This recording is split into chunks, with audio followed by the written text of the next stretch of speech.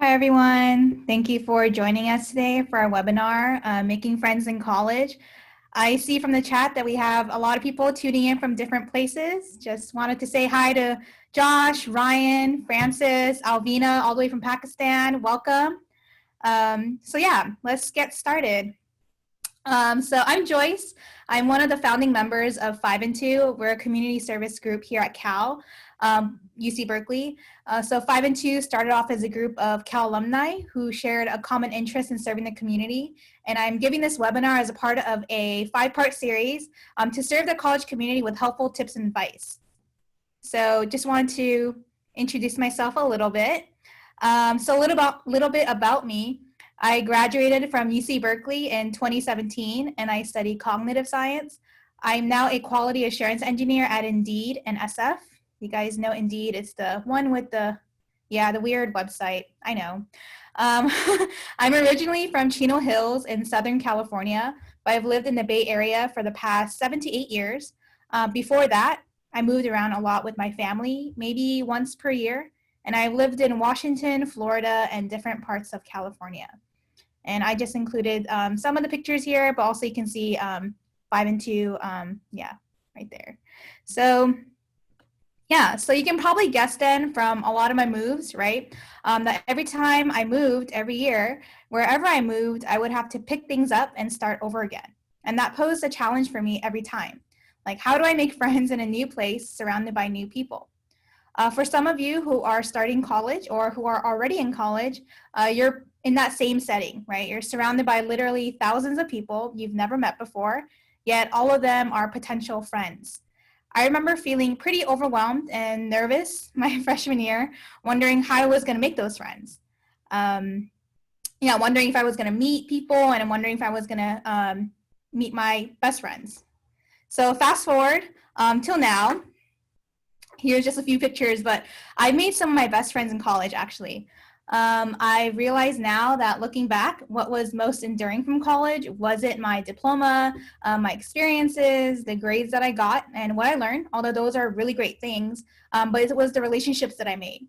So up until college, you've never really had a chance to live in such close proximity to other people, experience a bunch of moments, and develop a lot of strong relationships, except for maybe with only your family up to this point. So for me, it wasn't easy, and it's not going to be easy, but the effort is worth it. And trust me, it's going to get you through college. So that's kind of what I want to talk to you guys about today. I hope that some of the tips I give can help you begin to make some of those lasting connections with people that you meet, not just in college, but wherever you might go afterwards. So let's get started. Just before I start, I want to make sure that we're recording. Okay. So tip number 1, accept the awkward. So like I said earlier, you're going to be in a new place with literally thousands of people you've never met, and you're probably not going to meet all of them, right? There's nothing easy about entering a new campus, new classes, and new living arrangements. They're all pretty awkward and uncomfortable situations, but hey, it's okay. Why? Because chances are everyone is feeling this way, so get comfortable with feeling uncomfortable. So the first meeting, think about the different kinds of awkward situations you might have been in. Here are some examples I'm sure some of you can relate to. The awkward handshake. You're going in for a handshake, but they're really going in for a high five, and you kind of meet weirdly in the middle, right? Awkward conversations. So this has happened to me a lot. It's when you see someone and you say, "How are you?" And then they reply, "Great, how are you?" And then you say, "I'm doing really well. How are you?" Yeah, it's a cringe moment. And then forgetting someone's name. I'm just gonna leave that there. It's not fun. We must have at all one point in our lives had experienced one of these. If not, well, you will. Making friends is going to be awkward in the beginning. There are times when you can hit it off with someone right away, but most of the time it's gonna be weird and uncomfortable. And I just wanna say, it's okay. Awkward is actually expected. You don't have to click right away. Most of the time, you probably won't, but that's the beauty of starting a relationship. The uncertainties, right? Excuse me. So like life, anything worth doing, you're going to do pretty poorly at first, but the only way to get better at something is to be willing to be bad at it first. Sports, music, school subjects. Remember when you took those piano lessons or when your mom made you? If these take so much time and effort, then how much more is it going to be to the complex task of getting to know another human being? So let yourself be bad at it. Get some practice. Eventually, it'll become a little less scary, probably. If we never develop the courage to live through the awkward times and take the time to get to know someone, you're going to lose out on precious opportunities to experience what it is to be human and also how to cultivate a relationship.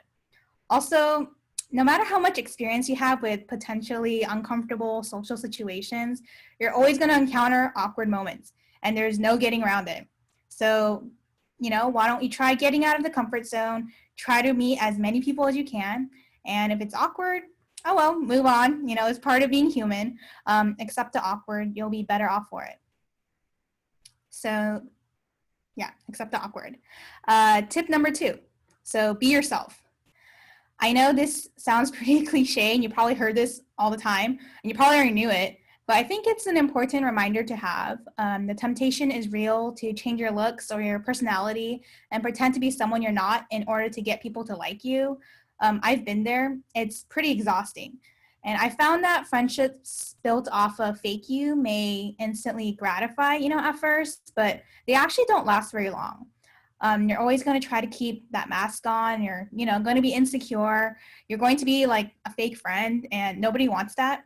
So instead, I really want to remind you guys to do your best to put your real self out there.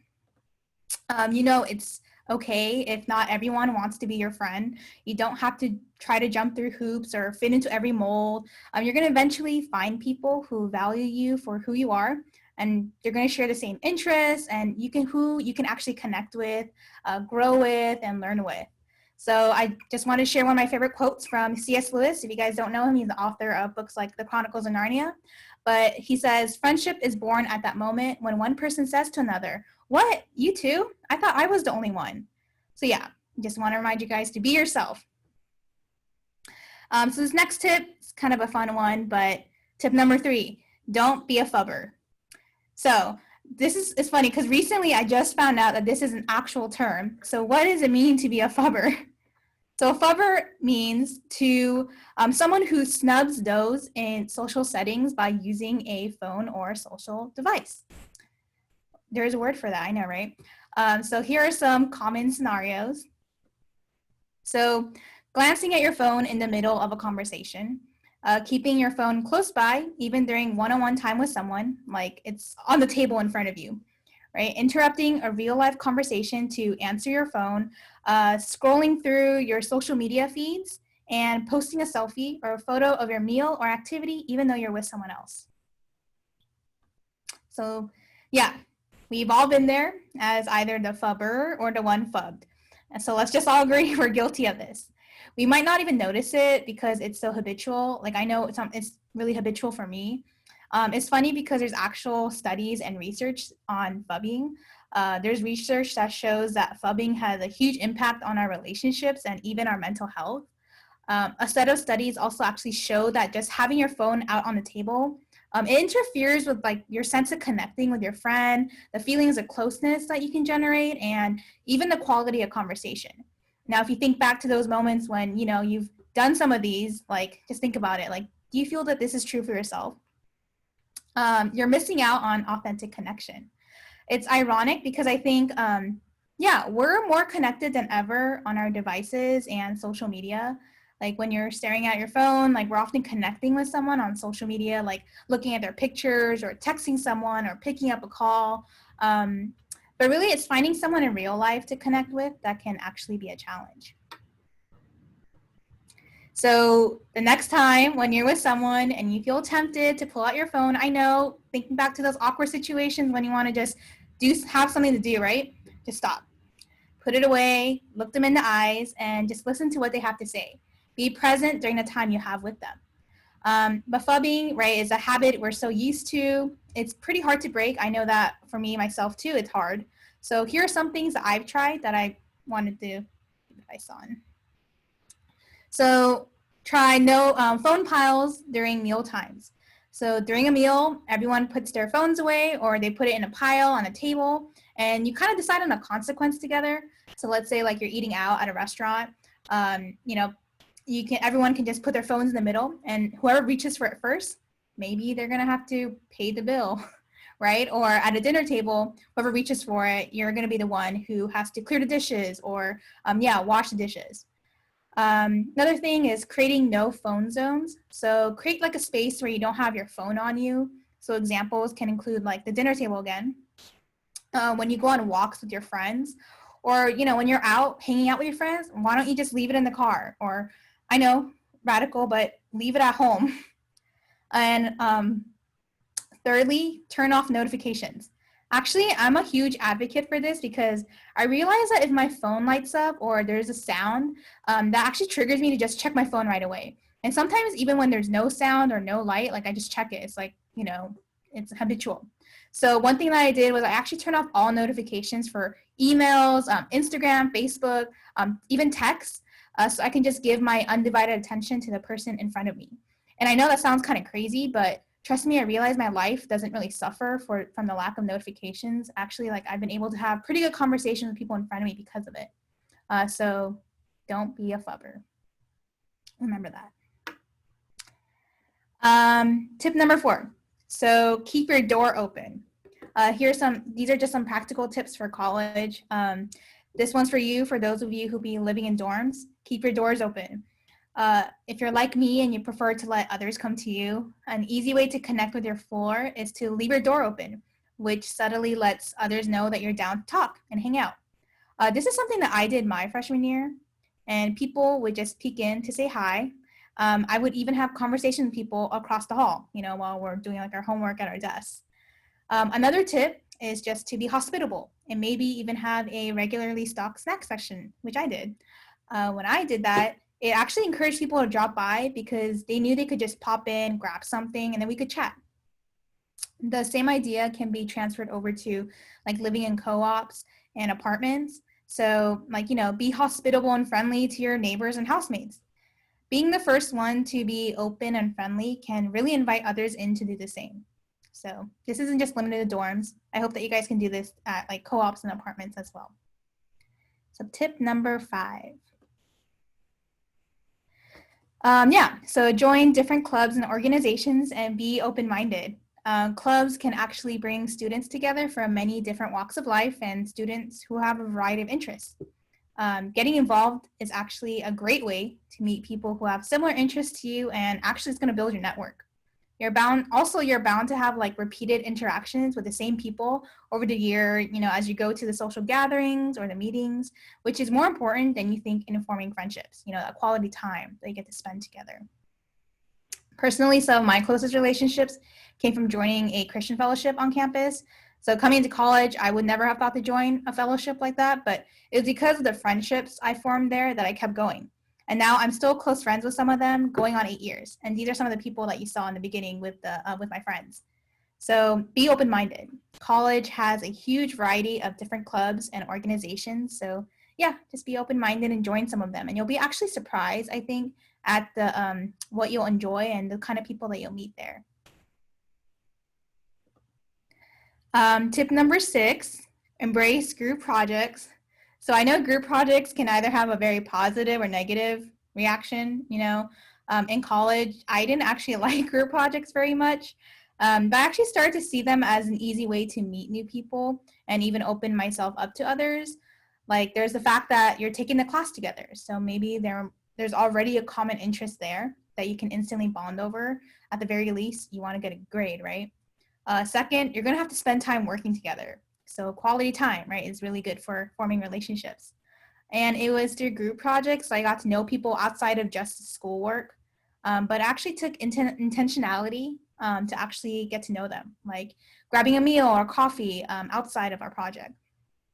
And this is just an added benefit, but learning how to collaborate and working on a team is going to be an important skill that's going to bring you far in life beyond college. So yeah, embrace group projects. If you're going to be working, this is a very good skill to have. Highly recommend. And then, so tip number 7, this is actually my last tip, and it's going to sound weird, but be honey bunches of oats, not frosted flakes. There's profound truths in breakfast cereals. It's going to be tempting to just stay in your room sometimes and just put down your head and study. This isn't a point about taking breaks when you study, although you should take breaks. But just go outside, step out of the room, and actually spend time with people. Friendship takes commitment in the details and for the long haul. It takes spending time together and also sharing experiences together.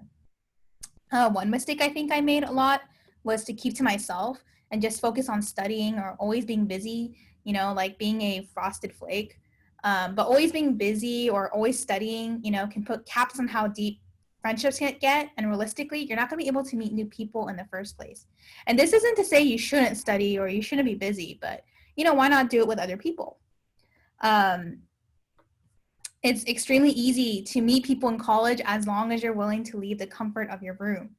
And these are, here's some suggestions, right? Eat meals in the dining hall, even if you're not a freshman or have meal points, still a good way. Visit the campus coffee shops. For those of you in Berkeley, Yali's was my favorite. Head to the library or to the gym. Join an intramural team. So I have a picture here when I joined a volleyball team in college.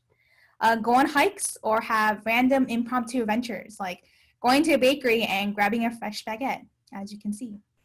So go through life together, not as an individual, but as you and your friends. So honey bunches. All that to say, it's the power of little. Doing little things here and there with other people. Because it's not the grandiose gestures that make up a friendship over the course of a lifespan, but it's actually the consistency of connecting, no matter how small it sometimes needs to be. So just to review, here are the tips I just covered. So tip number 1, accept the awkward. Tip number 2, be yourself. Tip number 3, don't be a fubber. Tip number 4, keep your door open.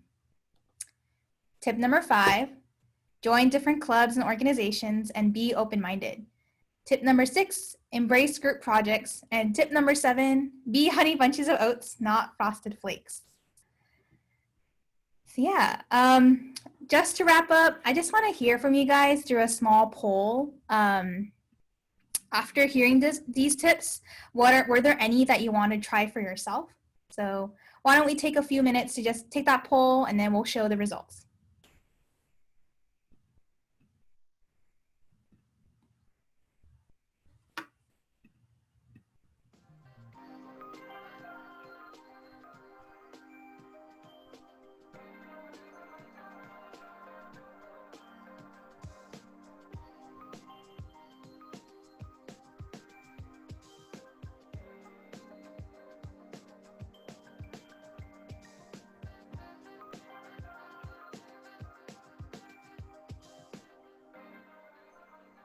Okay, so why don't we see the results of the poll?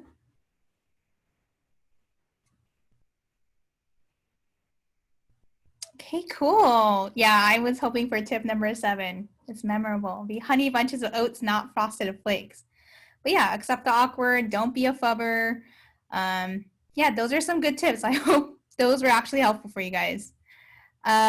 So thank you for taking the poll and also joining us for this webinar. I know these aren't all these aren't like all tips, how to make friends in college, but these are tips that I personally tried and were really helpful for me. And I hope that you can see that there's a lot of opportunities to make friends in college. And it may take some effort and time and stepping out of your comfort zone, but in doing so, you're gonna end up making friends in college that can become friends for life.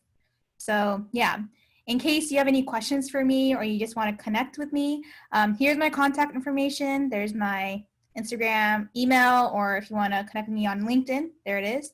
Yeah, so just feel free to send me any questions my way. And yeah, that's pretty much it. I'm going to go back here in case you guys want to grab that. But yeah, thank you so much for joining our webinar today. Like I said, this is only part 1 of a series of 5 that we want to put on. And I hope that, yeah, some of these tips will be memorable and you can really get started. Yeah, thank you.